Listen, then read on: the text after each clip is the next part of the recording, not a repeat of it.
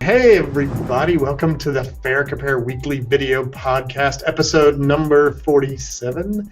That's almost, 4 baker's dozens? Oh, I got a few more there. Go 4 or 5. Anyway, so we're going to chat a little bit about flying hungry, and this is not about food on airplanes. We'll talk a little bit about that, and also fly while you're just ready to catch some Z's, and we'll talk a little bit about what that means.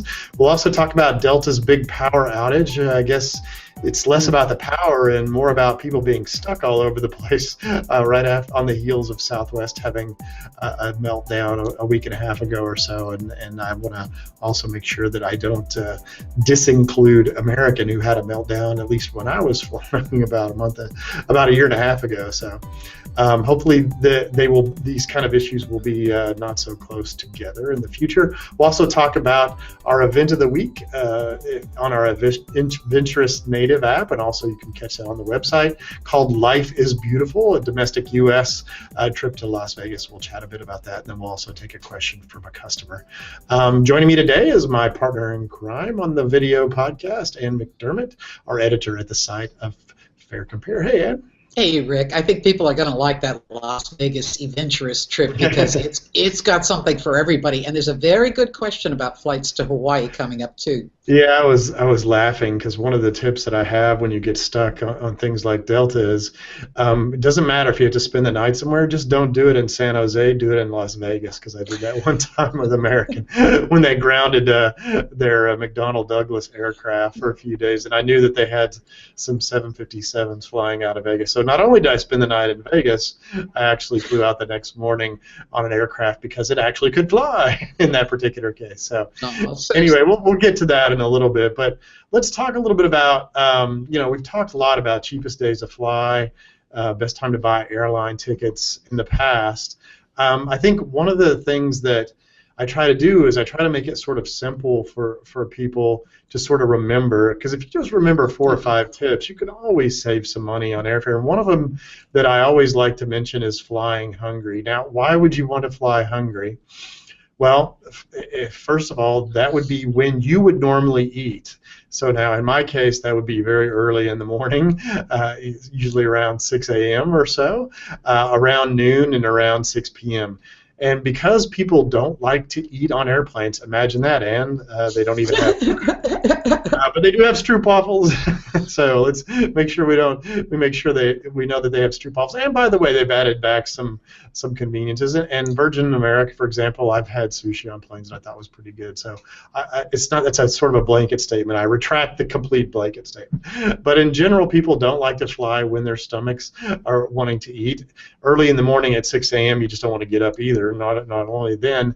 And when you do fly at those times, that means less people are buying tickets. And in general, when less people buy tickets, the inventory control systems of airlines detect that and release cheaper seats. So that's just a good general rule of thumb. If you're looking during the day at what times to actually fly, that's a good rule of thumb where you'll see some of the cheaper prices. Well, I also think people sort of think in terms of like lunch and dinner, especially as something one would do at their destination, whether it's to take out a client or, just fun on vacation. Sure. So they probably, try to avoid flying at those times too. But as you point out, it's a great time to fly because it's cheaper. Yeah, no, and again, the cheapest days, Tuesday, Wednesday, Saturday, the cheapest times of day, flying hungry, first flights out in the morning, noontime flights, and about 6 p.m. flights. Nobody likes to get home at 10 p.m. at night. So anyway, so fly hungry when you know that your stomach's going to be growling, that's when you should be flying. And by the way, you'll just have to figure out how to get something into your growling stomach once you're on that flight, which is okay with me because I don't need to eat as much as I should, so I'm good with that.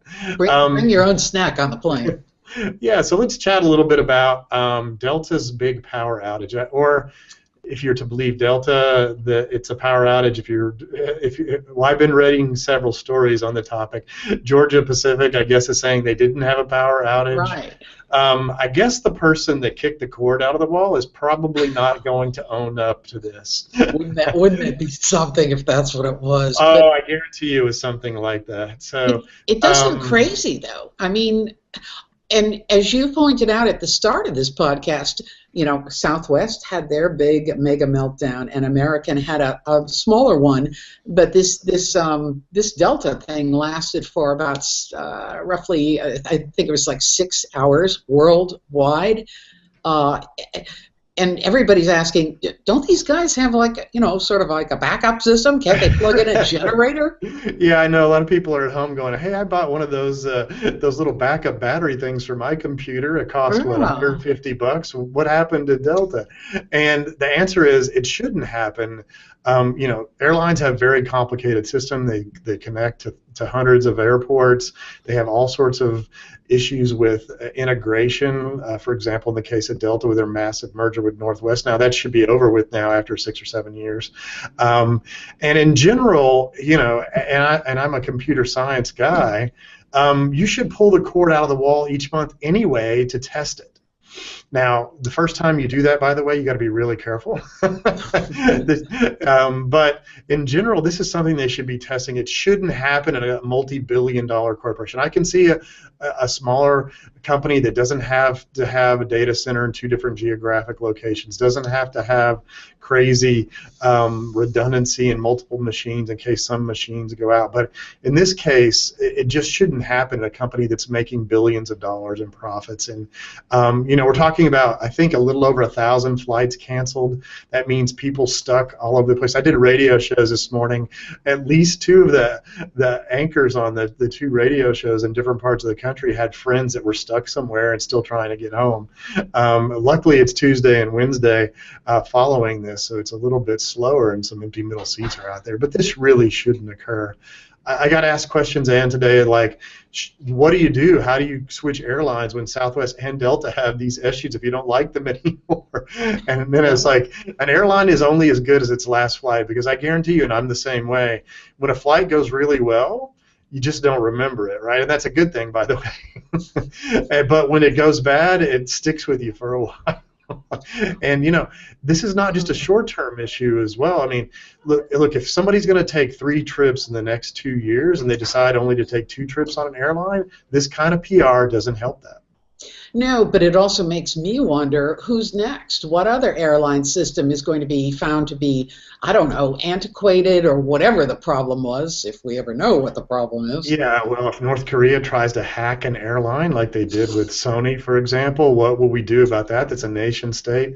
If a 12-year-old is trying to hack them with a bot network, is that going to? And I think the scary thing that people should and this is really not, I don't want to scare passengers, but what happens if Apple went down for a few hours and you couldn't get your boarding pass on your phone, for example? So it's not just Delta itself, it's all the infrastructure that they've connected to make it easy. And by the way, by doing all this electronic and digital stuff, guess what they've been doing at the airports and in the call centers? Reducing staff. So when these big issues do occur, guess how long the line is to actually get a hold of a human, because it's almost impossible to do same-day reservation changes on your phone or on your computer, for example. You have to get a human. So this is just a cascading ball of pain and agony if they don't sort this out. Last time I had a problem with a major airline, it was, a situation not unlike this, where a lot of people were affected, and I was told when I called that sorry, they were too busy. This was the recording.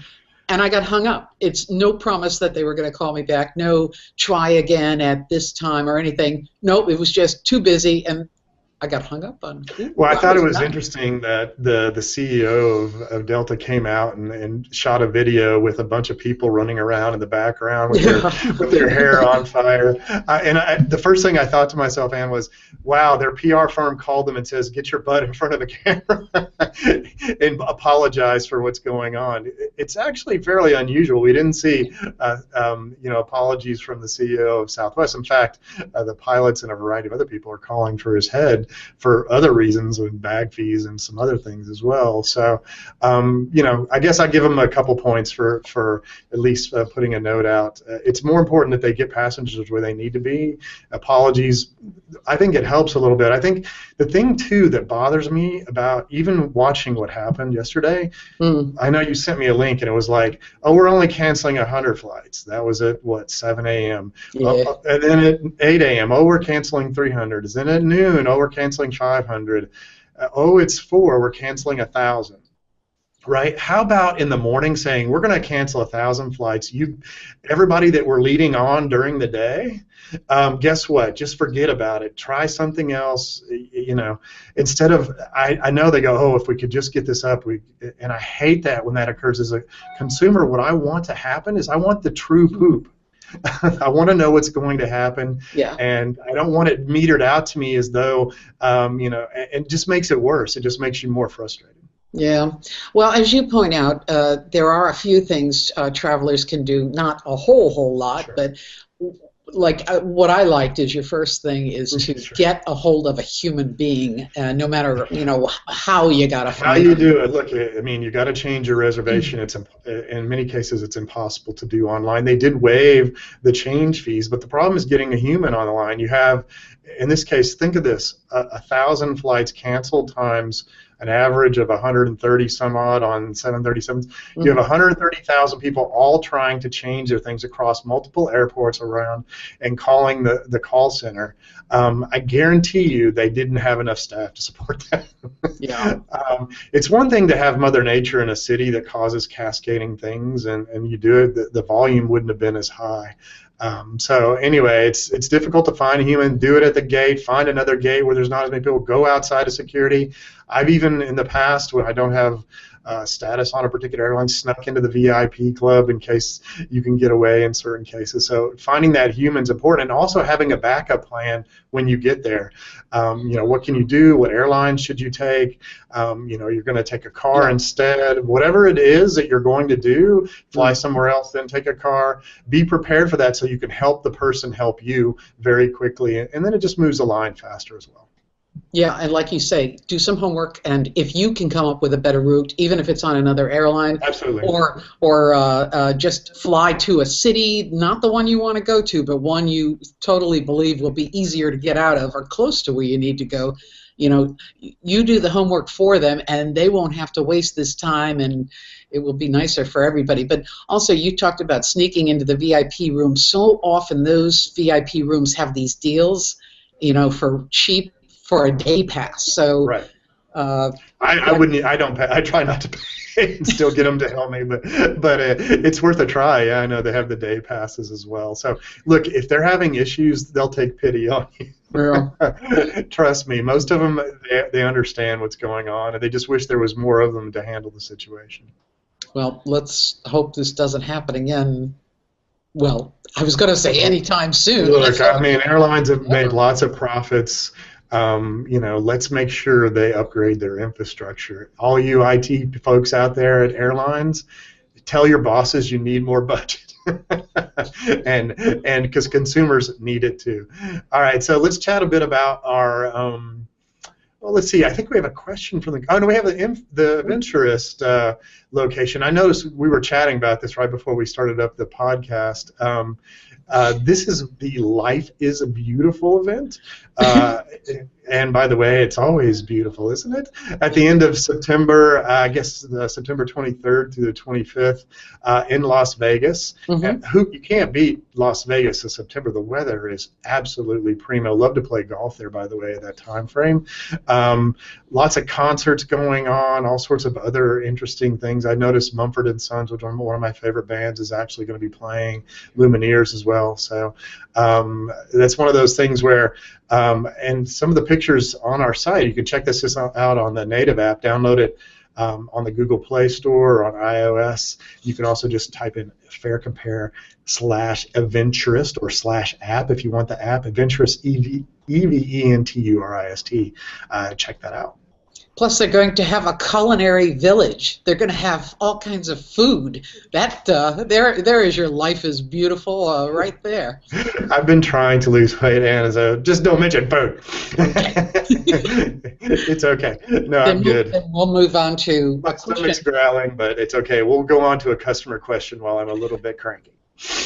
Edward from Houston, and he says he wants to fly to Hawaii from Houston. He doesn't care if he goes to Honolulu or KOA. KOA is? That would be the Big Island, Okay. so that would be the airport. I believe it's pronounced Kalu, something like that. If I just do enough vowels, I'll get it in there. It's not Ka-na-pali, like you have to do. That's an old reference from Nicolas Cage. I'll have to watch Leaving Las Vegas sometime.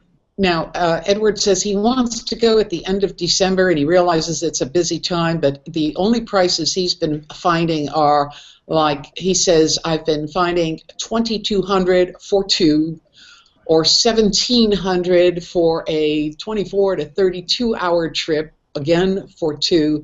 First of all, should he be shopping two at a time? Yeah, well, the first thing I would do is I would shop for one person initially to make sure there's not one seat at the cheaper price. There's this, we've talked about this reservation glitch, quote unquote glitch of airlines. Everybody on a reservation has to be at the same price, even if there's a few seats cheaper at a cheaper price. So it lifts everybody up when you do a search. So definitely he should be searching for one. When you're flying to Honolulu or to Kona, onto the Big Island, what'll end up happening is that if you're flying to the Big Island, you'll either connect on the West Coast or you're going to connect in Honolulu. So it's typically going to be cheaper to fly to Honolulu. There's more flights. There's more connecting flights from the West Coast. There'll probably be a direct flight for Houston for sure. And a couple things to know about Christmas time travel and Hawaii. In general, the price point should be around $1,000. Up until like December the 21st or so, right? So then the price goes up dramatically up into right into the day of travel, of Christmas travel, where you see the prices jumping in to the $1,600 range. And then they start to go down around December 29th this year, which is, I believe that's a Thursday afterwards. And they slowly start to taper off all the way into early January, where you can get them out of Houston, for example, under $700. So what you want to avoid, if you can, is the Friday, Saturday, Sunday, Monday, Tuesday around Christmas. If you can avoid those days and depart around that, going over the Christmas holidays or right after the Christmas holidays, a few days after, you'll be able to find that ticket at about, well, in this case, somewhere between 20 and 50% cheaper in some cases. Yeah, just from noodling around on my own on FareCompare, I found roughly, tickets were under 1,000, and they were longer than the time period. He said he could only find like 24 hours or 48-hour trips, and I found December 28th to January 6th. I don't know how long he wants to go, but that was for about $980 per person. Yeah, so typically what's going to happen is you're going to, and unfortunately Southwest doesn't fly to Hawaii yet. I'm not sure why they haven't done that. They announced that they were going to have something with their flight. So I have to go check on them, make sure they don't fly to Hawaii. But they do have the aircraft. Not yet. 737-800 would be great out of Houston. I think they can only fly it out of the West Coast, though. But you're going to connect either in San Francisco or, in some cases, LA with United, which is Houston being a big hub city for United. And then also American, you'll probably connect out of Phoenix, for example, into Honolulu. I guess you'll be flying out of there. And you should find prices on, let's say, a 7-night trip right at that $1,000 range.